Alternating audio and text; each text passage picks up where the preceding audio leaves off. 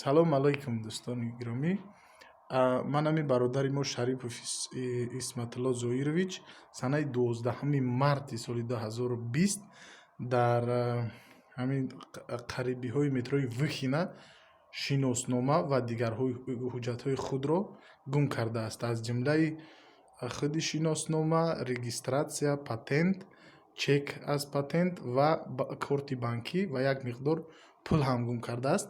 Агар шахсоне ки ҳамин шиноснома ва дигар ҳуҷҷатҳои ҳамин бародари моро ёфта бошанд, хоҳишмандем ки ба ҳамин рақамҳои дар зер нишон дода шуда ба мо алоқа кунанд, занг бизананд. Иншоаллоҳ ки мукофот онҳоро интизор аст. Марҳамат, занг занед бародар, агар ягон кас аз шумо ёфта бошед. Саломат бошед бародаро. Шарипов Исматулло Зоирович фамилияу номаш, соли таваллудаш 1988. Марҳамат, занг занед бародаро.